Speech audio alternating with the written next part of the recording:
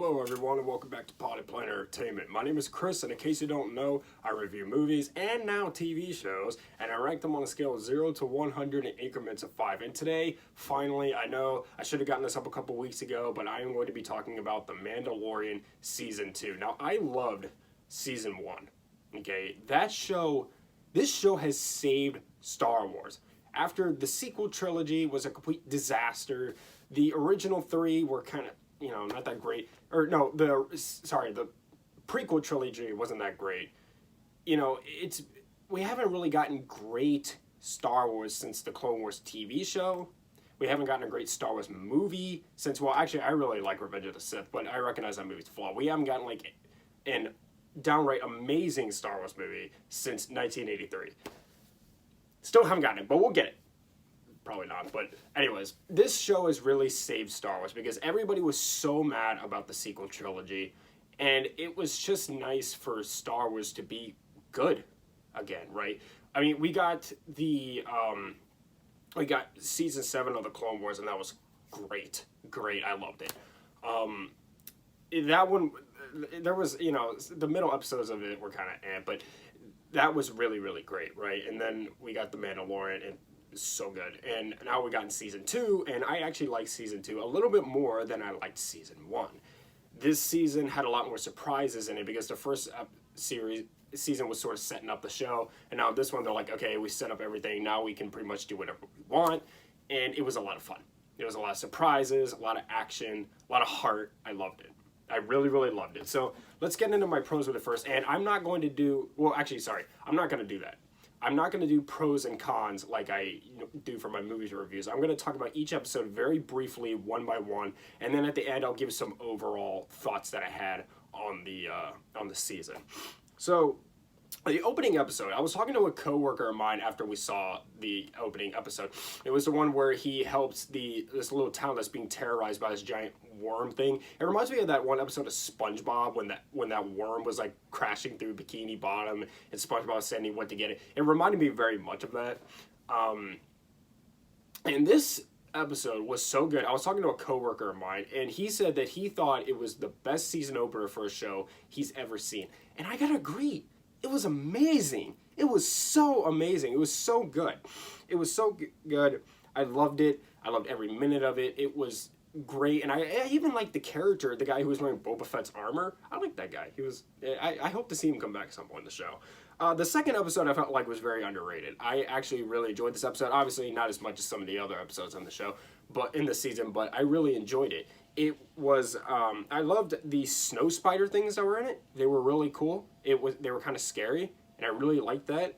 And I want to talk about the cancel culture thing that happened with this episode. So, like, people were mad that Baby Yoda kept eating, like, the frog lady's eggs.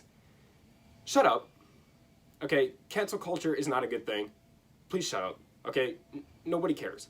Stop. If you're one of those cancel culture people, please stop. Okay, nobody wants to hear this crap from you. Okay, stop.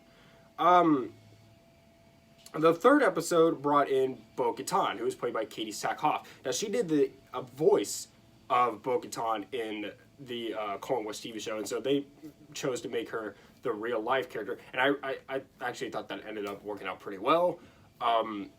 She was also in a TV show. I first saw her in a TV show called Longmire that is on Netflix. And if you're ever looking for a new show to watch, I really, really recommend that because that is an amazing show that anyone I've ever talked to about has never even heard of it. If you're looking for a new show to watch it. It's called Longmire. It's on Netflix. It ended a few years ago, but it was really, really good. And she was really good in it. I loved it. And it was really cool to see her in something else. I thought she was great as Bo-Katan. It was so awesome to see that character in live action. The third episode, this episode was actually my least favorite episode. Even though most people said it was the second one was the worst one. I actually liked this one a little bit less than that one.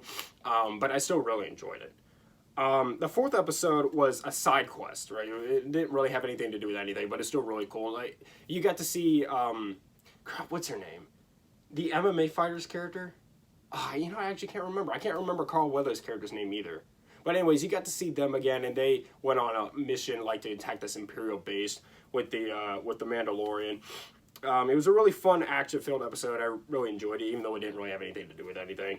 And I didn't notice this when watching the show, but everybody pointed out the guy in the t-shirt and the jeans and the watch on his wrist that was in the background in one of the shots. That was pretty funny, even though I didn't notice it. The next episode was the one I was the most excited for because we finally got to see a character that I have grown up with and loved, Ahsoka Tano. I saw the Clone Wars movie in theaters, and at the time I thought it was really great because I was a little kid. I grew up with this character, and I love this character. This character really means a lot to me. She is just such a good character. I love her. She's fun to watch.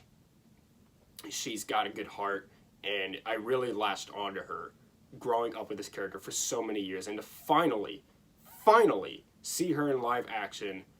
I didn't cry, but I certainly felt like I was going to. It was amazing, and the way they introduced her character in the episode, it was so great. It was so great. I loved it. I loved the episode. I loved her fight with what's her face at the end of the episode. I don't remember what's names. It was really great to finally see that character in live action. And I want to talk about the headdress thing. So you know how like Ahsoka has like that big thing on her head, right? Well, okay, so it was obviously smaller than it was. Like in the Star Wars Rebels show, it like really got bigger, and it was smaller. Well, they gave her a bigger one originally, but she couldn't do the stunts in it because it was too big, so they had to give her a smaller one. And I also feel like that's a really dumb complaint anyways. So I didn't mind it. In the next episode, we got to see Boba Fett. Now, in the first episode of the season, we saw Boba Fett at the end of the first episode, right? And me and the same coworker, we were talking about it a little bit, and we were talking about who that could have been, right? Because they were setting up Boba Fett, but we thought, well, it also could be Captain Rex, right? So we were talking about a little bit who that could be, and it ended up being Boba Fett. Now, I like that they brought back Boba Fett because he didn't do anything in the original trilogy, right? He had a brief fight with Luke Skywalker in episode 6, and that was about it. I'm really glad that he didn't die because people got mad about his death in episode 6, but you have to understand, they didn't realize how big that character would be and like what a fan favorite he would become because he wasn't supposed to be anything. He was just a small little character. He wasn't supposed to become a fan favorite. So they didn't know what a big deal that character would become. So you can't give him a hard time for giving him that death, as we find out is not a death, when they didn't know that you would like him so much because you weren't supposed to, right? And so I'm glad that he wasn't dead because it was awesome to see him do some awesome stuff because we didn't get to see him do much in the original trilogy.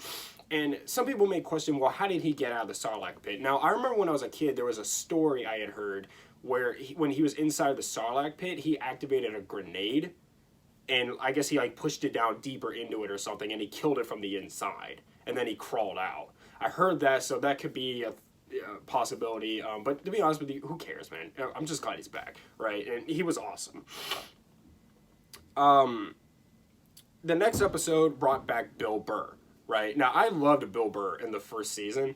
He was so great. Bill Burr is such a funny person. He's a stand-up comedian, right? And he really was funny in the show, too.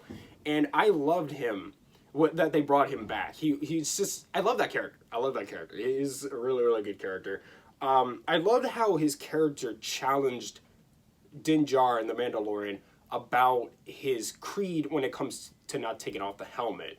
I love that he made him really think about, well, yeah, you'll keep it on honor the code unless you, for some reason, you really got to take it off. Then you don't mind bending the rules. And it really made me sit there and think, he's right.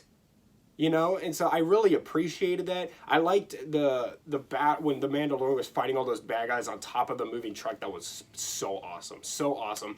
I loved the scene where they were talking to an Imperial officer at the table, and he's sitting there without his helmet on, and he's looking at Bill Burr because Bill Burr's getting mad at him. He's like, it was just really riveting stuff. The final episode, we really got to see the Dark Troopers. We saw them in the episode that brought in Boba Fett, but we finally got to really see them do some stuff in this episode. And the Mandalorian has not a brief showdown, but he has a fight scene with one of these things, and it's really kicking his butt. And it reminded me of when Kyle Reese was fighting the Terminator in the first Terminator movie. Even though this was a longer fight, it kind of reminded me of that, and so I appreciated that. I thought that was pretty cool. The Dark Troopers were really cool. I liked the fight scene between the Mandalorian and Moff Gideon. That was a really awesome fight scene. And for the first time ever, I got 2 pages of notes. And then we got to see Luke Skywalker, right? We got to see Luke Skywalker as young, right? And it was really cool how they brought him in. But man, when he took off that hood, oh.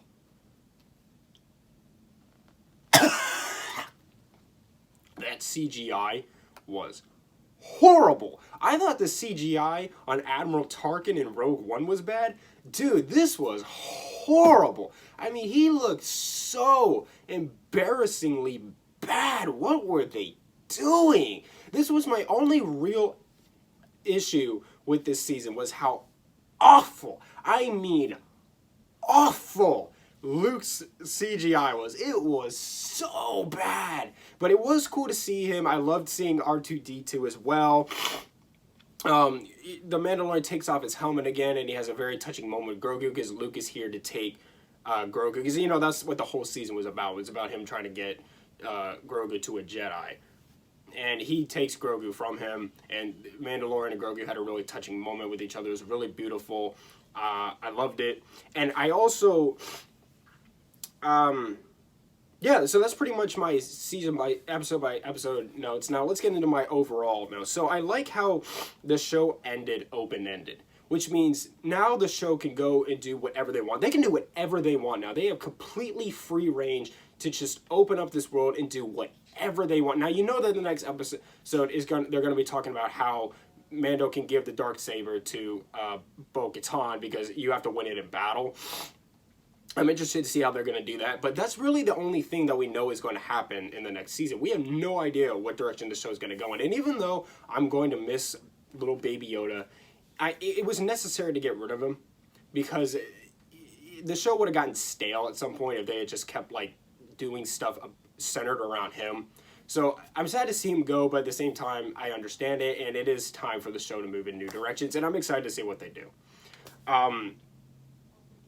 I loved the practical effects in this season, in this show. They have a lot of, there's CGI obviously, but there's a lot of practical effects too. And I really appreciate that. I remember there was, in one of the episodes, and he went to Mos Eisley or whatever, and there was an ant creature talking to someone in there. And that costume was real. I remember sitting there thinking, like, wow, they didn't CGI that. That's a real costume. That's real. Like, they so easily could just put a guy in a blue suit sitting there and CGI, but no, they built this cool ant costume, and I really appreciated that. I really appreciate it when movies don't just CGI everything. It's lazy, and this show chose not to be lazy, and I really respected that. The stunts in this movie were great. The costumes were great. The practical effects, I loved it. Every episode was different from the other one, which is really great.